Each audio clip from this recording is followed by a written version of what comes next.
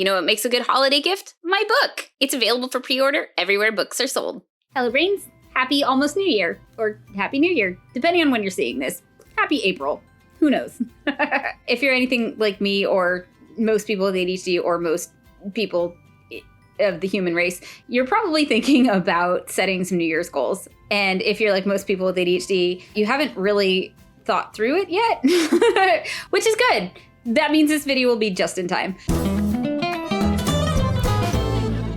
This video is sponsored by CoPilot, which I highly recommend if one of your goals for next year involves fitness. CoPilot makes working out super easy because your fitness coach plans your workouts for you and tailors them to the equipment you already have and your individual fitness needs. For example, I'm currently 6 months pregnant, so one of my priorities for how I want to feel going into the new year is mobile. My fitness coach with CoPilot is helping me with that. She's been adjusting my workouts as my pregnancy progresses to focus on what makes sense to do for each trimester, and checking in on me to help me stay on track. Right now, the goal isn't to build strength. For my particular pregnancy, my doctor actually said I need to avoid lifting heavy weights, running, jumping, pretty much everything usually associated with working out. But my trainer was able to adjust my workouts to help me stay active and mobile, while sticking to exercises that are safe for me to do. I can message her in the app, comment on specific exercises to let her know how they feel, and when I need to, even do video check-in calls. I know we're heading towards third trimester, so this is actually a great time for us to just chat and make sure things are still feeling really good. I'm really impressed with her knowledge and expertise around fitness during pregnancy, and I feel good that I've been able to stick to a workout routine even with all the exhaustion, heartburn, and other pregnancy-related challenges. I honestly don't think I would have been able to do it without her. As does earning streak freezes. I really like that feature because it helps me not feel discouraged when I do have to miss a workout.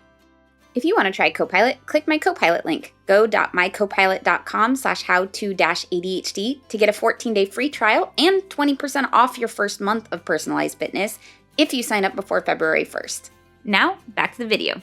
Goal setting can be a little bit of a futile thing for a lot of people with ADHD and very frustrating because we generally have difficulty with things like planning, prioritizing, and sustaining effort toward long-term goals. And a lot of the things that we want to accomplish are, generally speaking, long-term goals. And so if we're going to put that kind of effort and put ourselves through the level of difficulty that it takes to achieve a goal, it's probably a good idea if that goal is worth achieving. A lot of us set goals based on either what other people are expecting of us or the internalized ideas of what we should do or what will make us happy, what will help us be successful. But there's a couple problems. One is that people with ADHD tend to struggle to reach those goals. And so a lot of times the way that they make us feel is a little bit counterproductive. We're trying to be happy, but the goals that we set for ourselves are not really in line with what we actually want or need.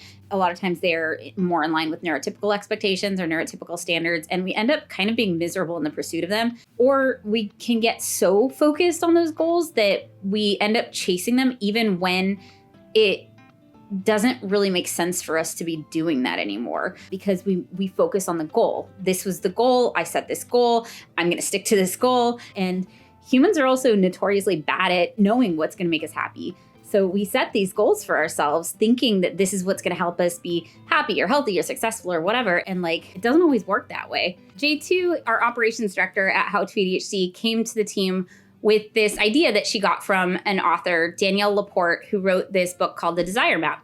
Full disclosure, I have not read this book. I now want to, but I have not read it yet. And it's a system for setting goals that kind of flips this process on its head.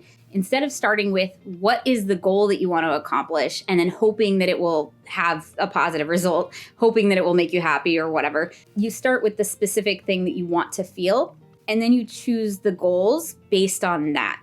And it's a really powerful way of doing it. So I actually had J2 come to a meeting with all of our core team members at How to ADHD and explain this concept to everybody on the team. And we just went around the circle and talked about what do people want to feel at work. And a lot of what we wanted to feel was actually at first in the negative. I don't want to feel stressed out. I don't want to feel burned out. I don't want to feel shame. And it took us a little bit to figure out what is the positive of that? What do I want to feel? And we had a really cool discussion around it. But we all came up with at least one thing that we wanted to feel at work next year. And we're going to continue to brainstorm different ways of achieving that, different goals that might make sense for us based on what we want to feel, as opposed to choosing arbitrary goals and hoping that that will get us somewhere positive we talked about where specifically do we want to get? What specifically do we want to feel? And then we're going to talk about goals that can help us all get there.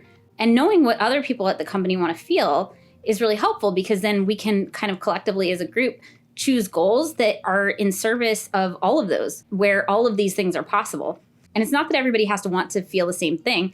People can have very different needs, very different things that they're looking to feel. But if we set goals in a way that all of those are possible, not only is it going to be very motivating because it's something that everybody wants to work toward, it'll also be more possible that at the end of next year, we're not sitting around going, I don't want to feel what I felt this year. This was awful. I don't regret the goals that I set this year. I don't regret the things that we did, but we did end the year feeling pretty exhausted, pretty stressed, burnt out. And a lot of people, despite all of the goals that they set, even if they achieved them, we achieved a lot of the goals that we wanted to accomplish this year. I don't know that we ended the year happy. I think we were honestly a little miserable at times. And I think next year we can do better. So I'm very curious to see if this method works a little bit better for us for next year.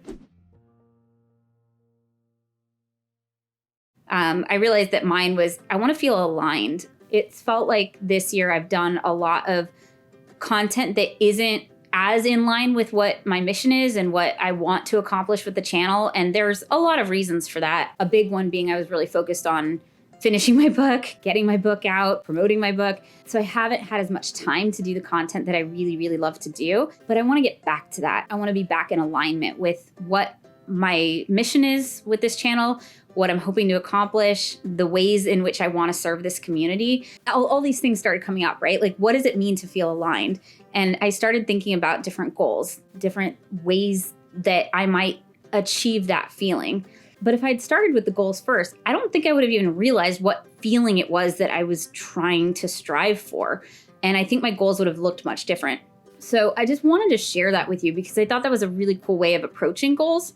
This idea that instead of starting with what the goal is, and then hopefully this goal will make me happy, or hopefully this goal will lead to some sort of positive outcome, starting with what is that positive outcome and then working backwards from there. I'm a big fan of doing that anyway. When you set a goal, it's really, really helpful, I have found, to think about what is the desired result and then work backwards from there. How do I get there? You can take a road and hope it leads you somewhere, but it's a lot better, usually a lot more effective if you know what the destination is and then you figure out the directions from there. So that's essentially what this is for goals, is figuring out where do you want to get to? What do you want to feel? And then you can figure out the route there.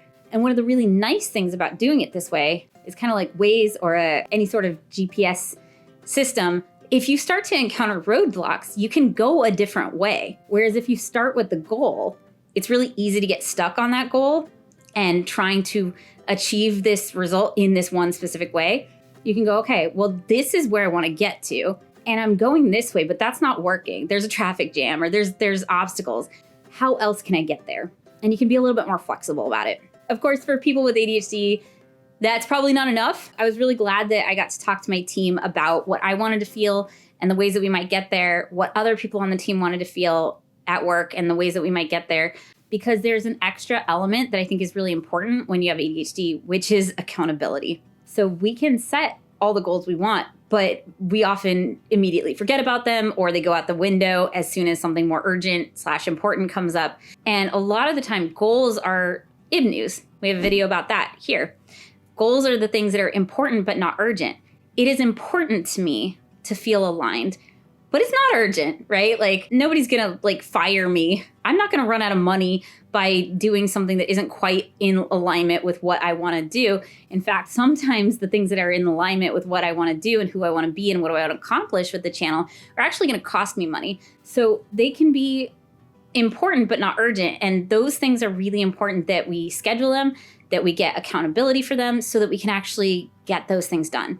Because when you have ADHD, there's a lot that can derail you. There's frustration, chaos, and crises, and lots of emergencies that pop up because maybe we didn't plan well. Maybe we realize oh shoot, I forgot to account for this thing and now we're behind schedule and we have to catch up. What I want to share is it's important to not only set goals that make sense for what it is that we want and not just have wanted in the past, but currently, because that can change. Maybe what was important to me years ago is different from what's important to me now.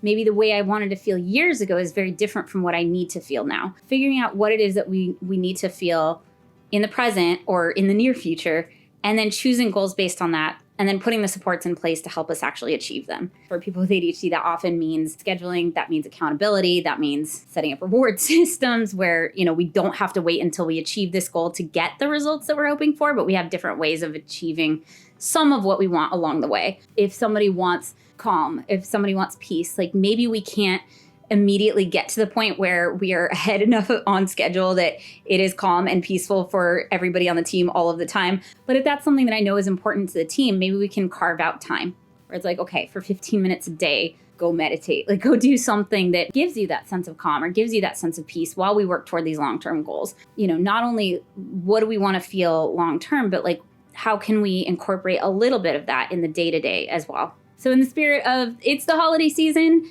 go relax, enjoy yourself. I'm glad that you clicked. I'm glad that you watched, but I didn't want to take up too much of your time. I just wanted to share that there is a different way of setting goals, starting with what it is that you want to feel. And that's something that you can think about. How do you want to feel at home? How do you want to feel at work? How do you want to feel with your partner? And work backwards from there. I will link to the book in the description below, and I will see you in the new year. Thank you so much to my brain advocates and all my Patreon brains for making content like this possible. I appreciate you all. I hope you have an amazing holiday season, and I will see you next year. Oh, and if you want to try out CoPilot, again, click my CoPilot link, go.mycopilot.com/how-to-ADHD to get a 14-day free trial and 20% off your first month of personalized fitness if you sign up before February 1st. Like, subscribe, click all the things, and I will see you next year. Wait, I already said that. Okay, I'm gonna go take a nap. Bye, brains.